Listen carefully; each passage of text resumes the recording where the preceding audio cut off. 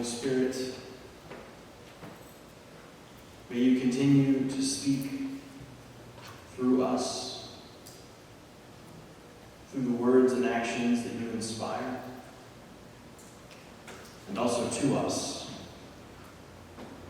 in the places of silence that we find ourselves in. Amen.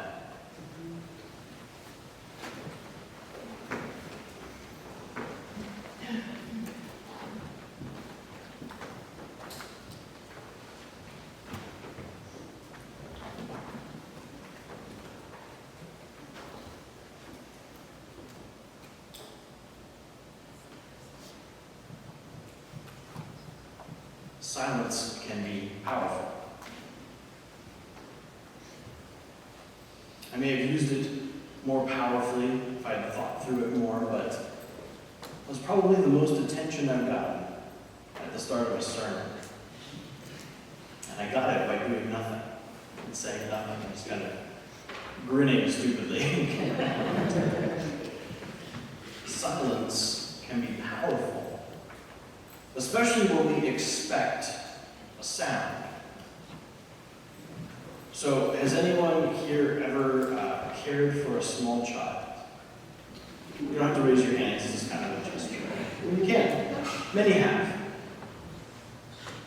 What do you think when you're in the house and you realize you haven't heard the child for a little while?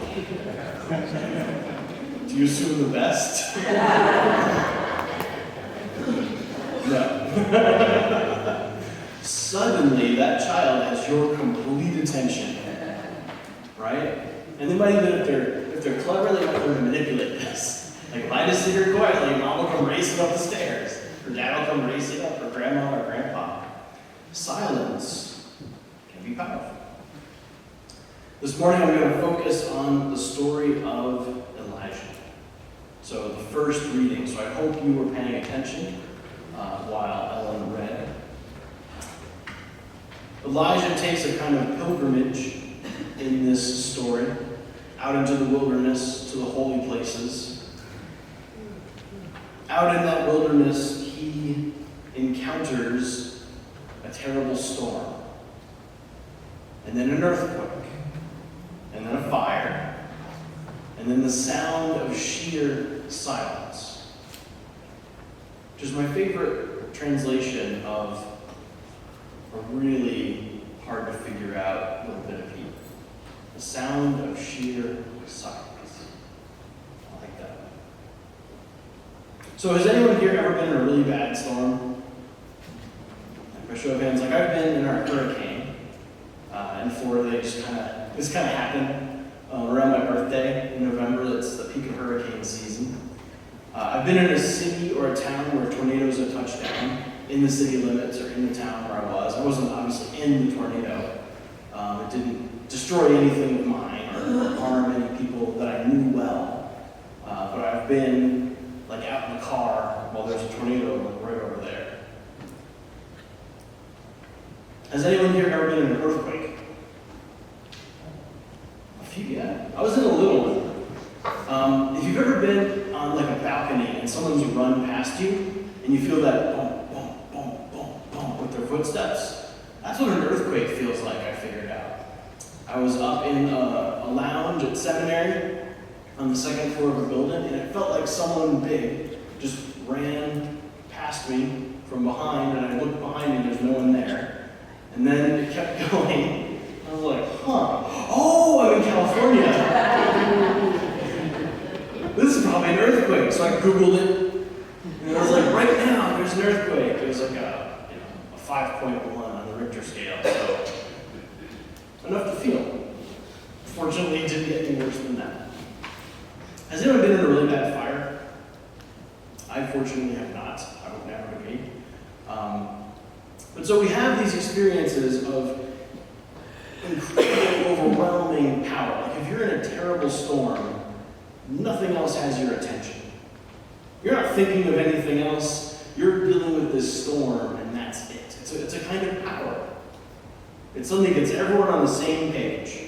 Everyone's thinking about the same thing, has the same goals.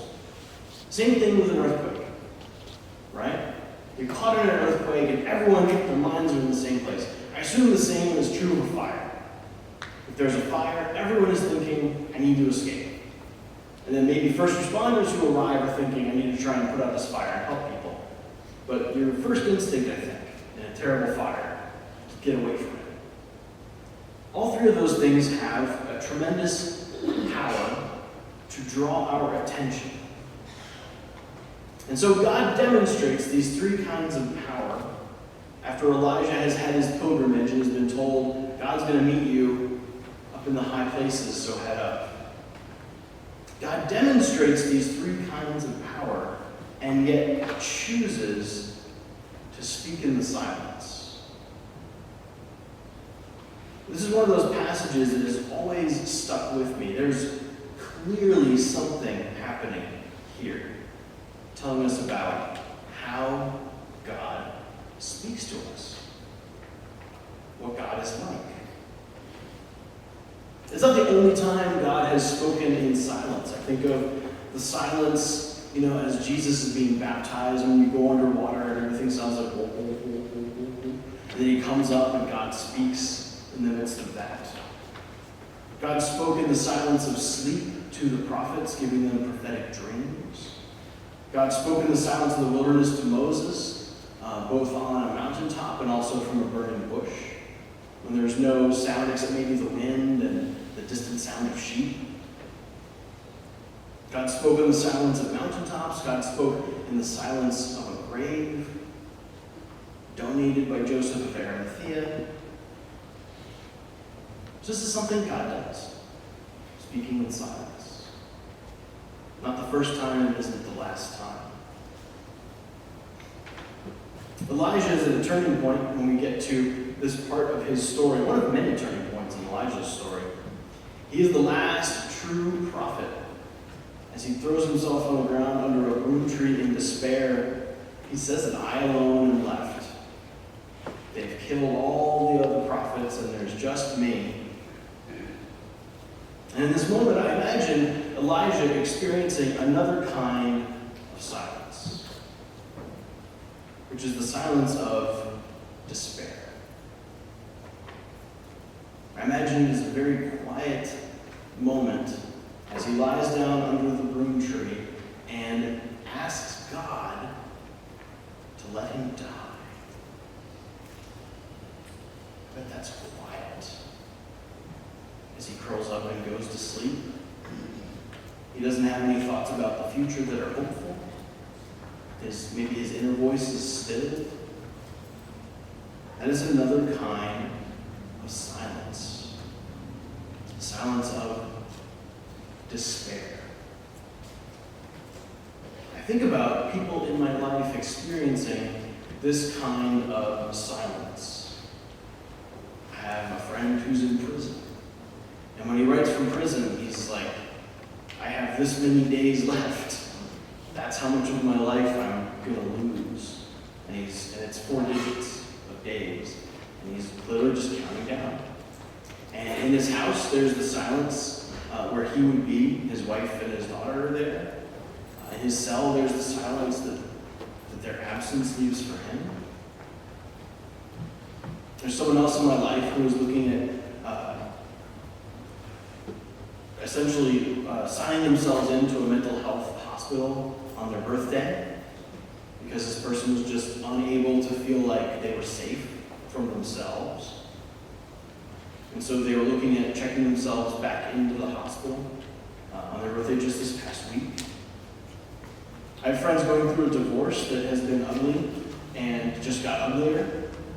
And both of them experienced the silence of going from a spouse and 3 children to half the time, no spouse and no children. And just a big, empty house. And I imagine a lot of silence. In this moment where Elijah has lost everything but his life, and he's in despair and he's thrown himself down, we get a little moment that is even maybe a moment of levity, seen from a certain way. Like, has anyone seen those Snicker commercials where someone is like whining and complaining, and then someone's like, here, eat the Snickers, and they eat it like, oh yeah, and they're reasonable again. So that there's a truth there, right? Sometimes you're just angry with an H, and you don't realize it until you have a little something, and you drink a little water, and then you feel better. And there's a bit of that in this angel coming to Elijah. Elijah has asked, God, strike me down, because I have failed. I am no better than my failure ancestors. I have nothing. I'm just going to wait for you to let me die. And so God sends an angel to be like, hey, have you had breakfast? Like, here's a wheat cake. Here's some water. Yep, get some sleep. Get some sleep again. I'll be back tomorrow. But there's an element of this. Like, when we're caught up in this silence of despair, we forget really basic things. So you do things like a mental health check-in. You say, hey, have you had sleep? Have you had water? Have you had food? Have you gotten outside? And a lot of times someone will say, I actually haven't done some of those things. And that can make a difference. And Elijah, if he's asking God to kill him, he's certainly not taking care of himself at this point. And so the angel comes back and gives him more food and water. And this isn't just like emotional hospice care. The angel is like, look, you need to eat, you need to drink, because otherwise you won't have strength for the journey. And I picture Elijah being like, the journey? Like to the grave? Like where are we going? Like what? No one's mentioned a journey. And the angel's just like, I'm out. Just leaves the thing. There's going to be a journey, and it just takes off. He needs strength for the journey because he cannot stay there. Sure as heck can't go back. People are after him. So he's got to go forward. He's got to go somewhere. And so the angel reminds him, you need to have strength for this journey you're going to take. God speaks into the silence that shrouds Elijah in his despair, and God speaks again into the sound of sheer silence. At this moment, thinking about Elijah and his pilgrimage, I had a thought. I remembered something that I often remind myself and I occasionally mention to people as a way of explaining our behavior to one another and to ourselves. It's a general principle, and it's generally true, that people don't change unless the pain of changing is less than the pain of not changing. People tend not to move unless moving hurts less than staying in one place. This isn't always true. There are always exceptions. But if you're ever wondering why someone just won't get it through their head that they have to change, it's because it maybe doesn't hurt enough yet not to. Or if you're ever frustrated with yourself that you just can't make the changes that you need to make, it might be that you're numbing the pain that would force you to change and force you to move. And Elijah gets to this point. Like, it is clearly so painful he wants to die. And so the angel is like, you are ready for this journey. It now hurts less to move on than it does to stay here. It hurts less to travel 40 days on 2 oat cakes and some water than to stay where you are and wish you were dead. Maybe sometimes in that silence that can shroud us in a moment of despair, sometimes part of what's going on in that silence is the realization that we are on the wrong path, or that we are in the wrong place. And the silence is our lack of explanations and our lack of rationalizations and our lack of answers. And it can be profoundly painful. For us, for Elijah. And so at that time, Elijah must gather up strength, and not just his strength, because he marches 40 days on a little bit of food and water, and that's God's strength. But either way, Elijah needs strength, and he go on this journey, and he doesn't know it at the time, but what he's looking for on this journey is silence. He's going out and he's seeking silence. It's harder than you think to go and find the sound of sheer silence. You might have to go a long way. People who go out into the wilderness, we don't realize we're surrounded by buzzing and beeping and humming and electromagnetic radiation, all these different things around us all the time, even if we're relatively quiet. But to find sheer silence, you've got to go a long way. People who go out in the wilderness will say, for a couple of days there's a ringing in their ears, and it takes a few days for that ringing to stop, because they're so used to being surrounded by all these sounds. And it's even harder to find silence within. You carry all the voices you could ever want with you wherever you go. And so you could find a beautiful natural location that is just replete with silence, and you could easily fill that up with inner noise in a moment. You gotta have strength for the journey. It's not easy. Of course, we don't have to wait for the extremity of despair to overtake us. We don't have to wait for that silence of despair to grow within us and take over our lives. We certainly can. Some of us have. Some of us will. But we don't have to. The storms come to us. I didn't go looking for any of the storms I've been in my life. They came to me. The earthquakes that shape the foundations of our lives, those will come. I wasn't looking for an earthquake when one came and found me. The same is true of fires. That kind of destruction in our lives, it'll come. It'll find us at some point, one way or another. We can't avoid those things. Silence, though, silence we have to go looking for. We have to cultivate. We have to gather up our strength and go seeking it. Silence is very powerful.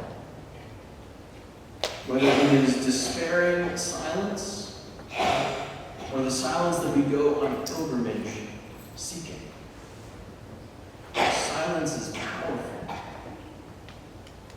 and it is where God speaks.